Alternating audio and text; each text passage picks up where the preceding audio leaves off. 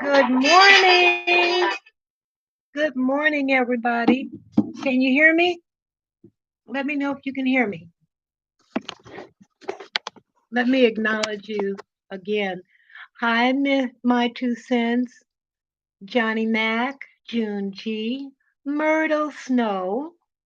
And, I've been hearing a lot here on YouTube. Thank you, Myrtle. On YouTube and on Twitter. And, I've made a few comments here and there about how I felt about it, but I thought that I might make it clear as to how and why I feel the way I do. Good morning, Anthony. And I was in another chat and someone took issue with my using the word devolution or devolved insofar as the women's movement. And so I wanted to provide a little historical perspective on it for those of you who were not around when the movement began, and even prior to my even being around. And first of all, not a lot of people know, but many do, that women did not get the right to vote until in this country until the 1920s, based upon the work of the suffragettes in the UK who partnered with the USA. And women could not get credit on their own. And one of the women who was involved with the suffragette movement was Ida B. Wells. She was also the co-founder of the original NAACP. And she fought for women's rights, but she also fought for the rights of men to not be lynched. She was a writer. She had her own printing press and so on. And it even got firebombed. And she would travel to England. And so that was, I would say, the real beginning of the women's movement. Now, as late as the 1950s, women could not get credit on their own. It had to be in their husband's name. As recent, and it's recent to me because I was around, As recent as the 1960s, women could not get into law school or medical school. It was very rare. There were no female telephone repair persons, and even if you had a job doing what was called then data entry, your supervisor was a male. And they made us wear those brassieres that looked like pointed rocket ships. Okay. So, good morning, Just Lovely. So, and TRG 32. So the movement began with women burning their bras, of all things. And fashion took notes. That's when there were see through blouses. I mean, really see through, look like nylon stockings. And then there was the fight for access, and that would be equal opportunity to be able to go to law school, to be able to go to medical school, to be more than a secretary who typed and made coffee. And in the late 1980s, I was asked to be in a leadership position by now affiliates, and I declined. And I was told the reasons I was asked, invited to do that, was because of my strength, my tenacity, and my fearlessness insofar as speaking truth to power. But she made the mistake of including that another reason was because of my being a Black woman, so that they could get more Black women to be involved with the movement. And I could not do that. But just think about it. Can you imagine this? At 6 years old, I was in the hospital and I had a female doctor, and I was 6 years old, and I knew that it was unusual. And the first thing I said to her, "But you're a lady." That's how rare it was. And she could only smile. And again, women could not even get credit. But today, in my opinion, the movement, because all of those goals were achieved back then because of the women's movement.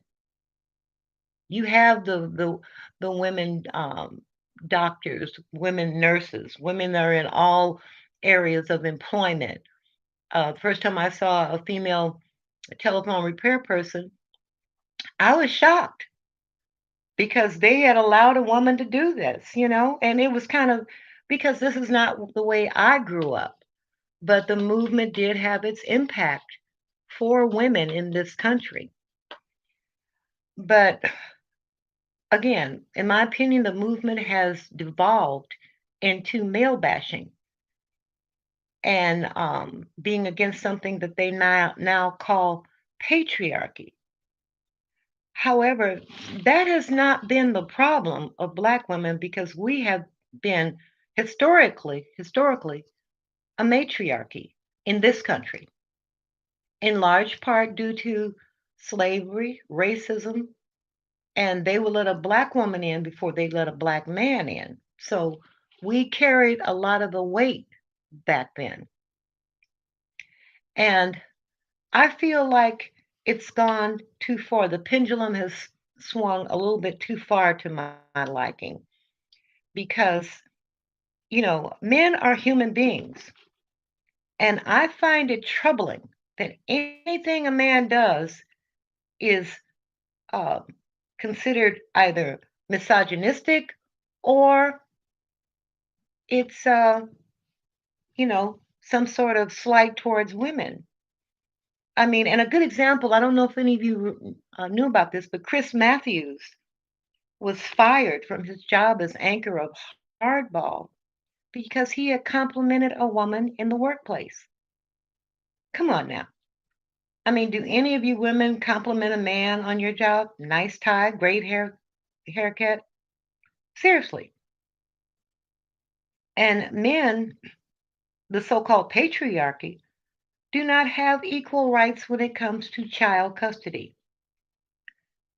The mother is always assumed to be the major and primary custodian in a lot of cases.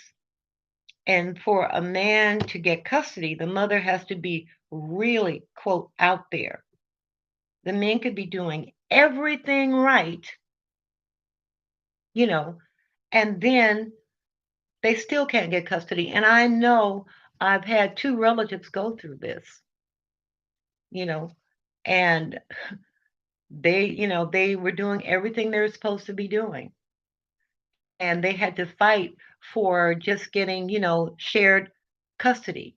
Now, I'm not talking about sexual harassment in the workplace, but to me, it's not sexual harassment if a man on your job compliments you. It's like they've run out of things to fight about. And so men get bashed. And I'm going to be quite blunt about this. White women in the suburbs in the 1950s were not allowed to work. But my mother and female relatives had to work and would have loved to have stayed at home. You know, men have feelings as well. And I think they deserve better. It's my opinion. Now, this is my opinion. I haven't done a study on it. I've just listened to a few women who speak on this. Some women who have had negative experiences with men deflect those experiences into the feminist movement and bash men. Hence my use of the word devolved when compared to the impetus and early beginnings of the movement. I was in it. I was very much a part of it. And in fact, I had to call, that show Morning Joe. I had to call Mika Zabrinsky out in Twitter when she came down hard on men in the newsroom who had relationships with women in the workplace. Yet when she began Morning Joe, he was married. Fast forward, Mika is married to Joe Scarborough. It had to start in the workplace. They were co-workers. So to me, that's kind of hypocritical. And then there was you know, there's a thing with sexual equality and women's rights to do what they want to do and how they do it. But a lot of the stuff that they're complaining about, I know a young man who grew up with sisters, okay? And he was on the job and he told her her bra strap was showing. It had come down to her shoulder. She complained that it made her feel uncomfortable. Well, dog, keep your bra strap up. I thought it was very polite of him to tell her that, you know, but she saw it as sexual in nature.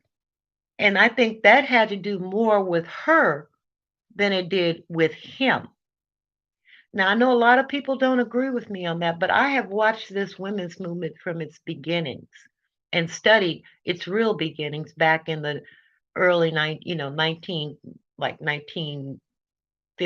through 1920, the suffragette. I've studied all of that. And, we have to realize as Black women, okay, we have been equal a long time. And we just cannot, I don't think we should identify with something that denigrates our Black men.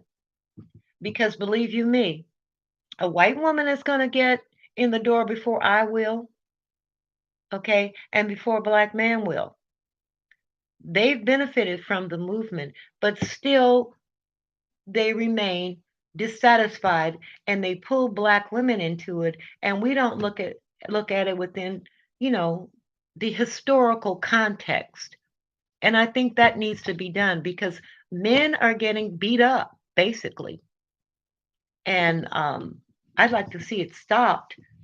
And everyone, people deal with whatever emotions they have and not try to push it into a movement where they bash men. I just cannot sit back and watch that and be silent. So I think I've spoken to everyone, but let me read what you say in here.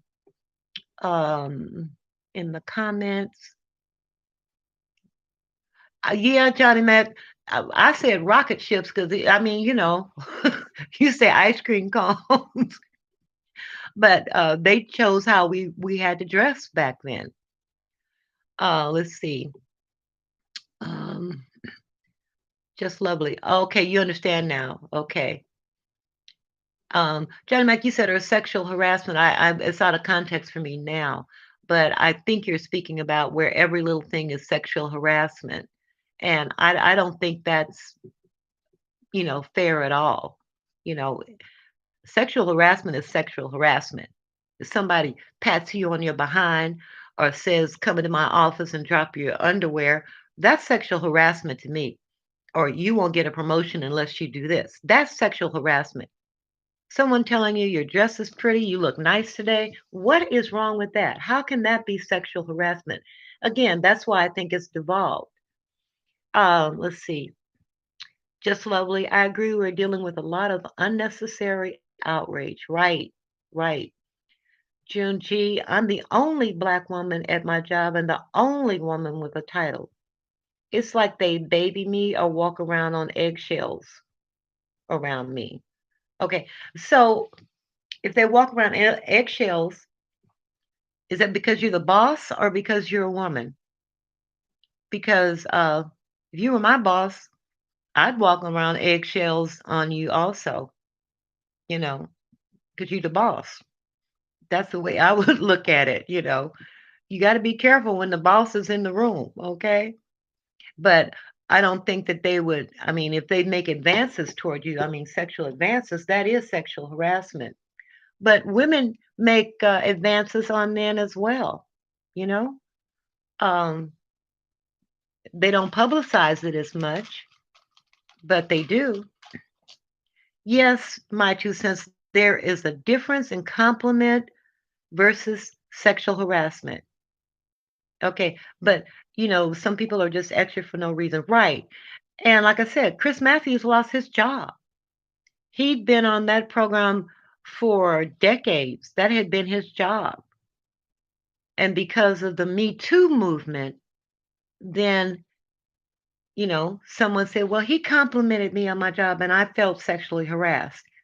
He ended up, being forced to resign, fired, however you want to put it. He's no longer there.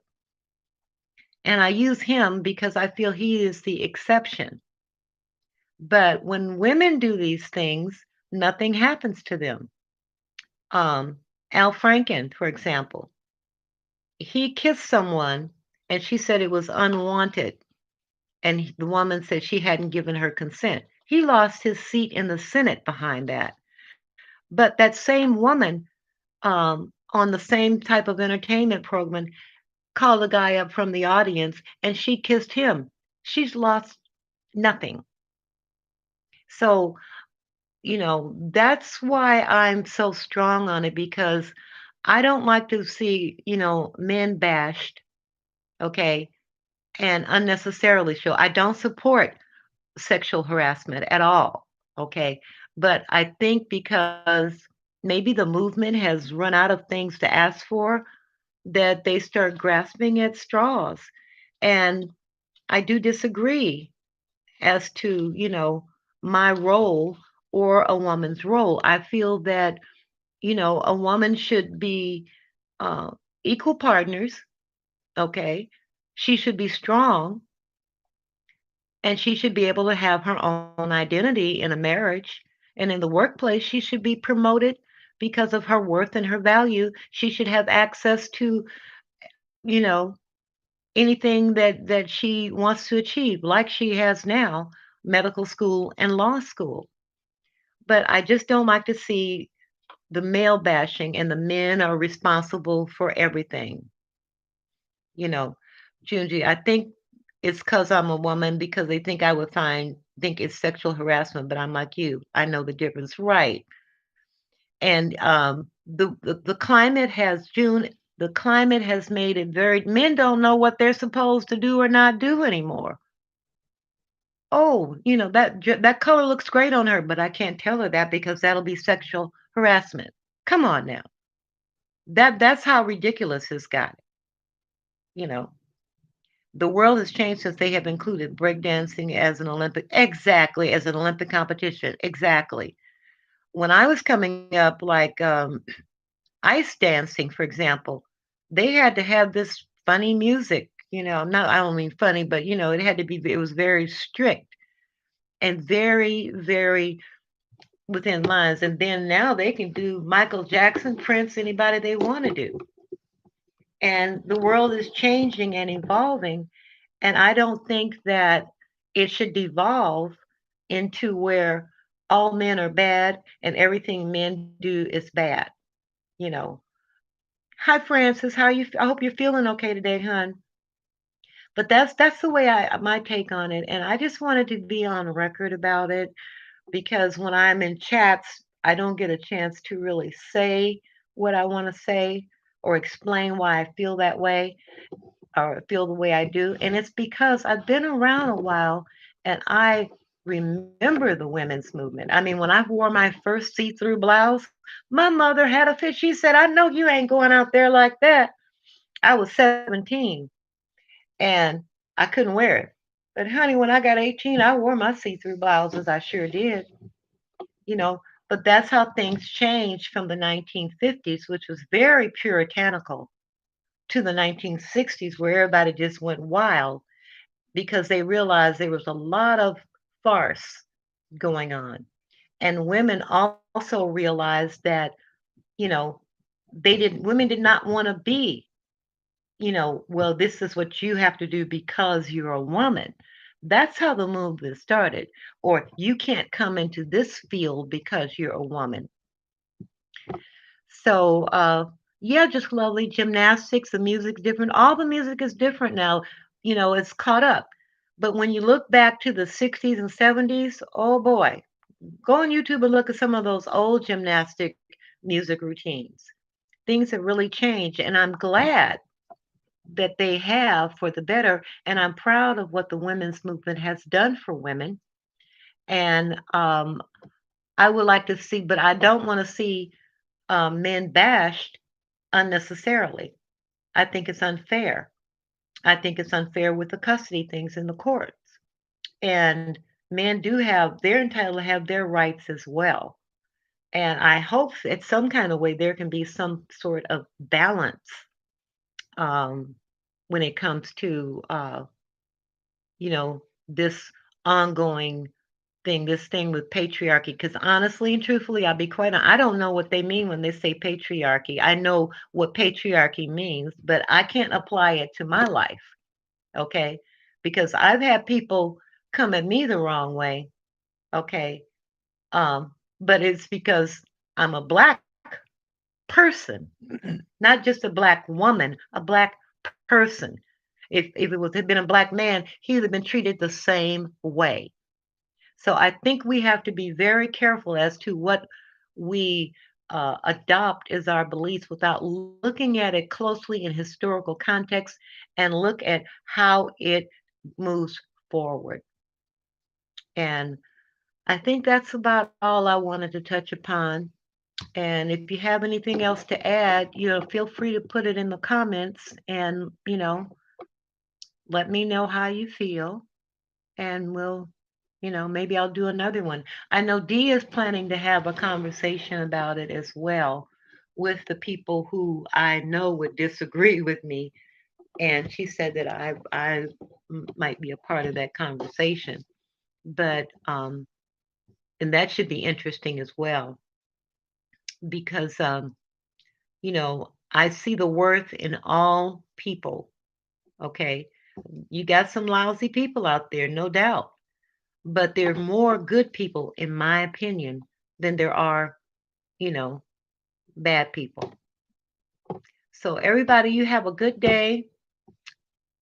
Smile at someone, give someone a smile. That's the best thing you can give to someone. Um, and find something to make you laugh because laughter is good for the soul and it helps. All right, everyone, have a good day. Bye bye.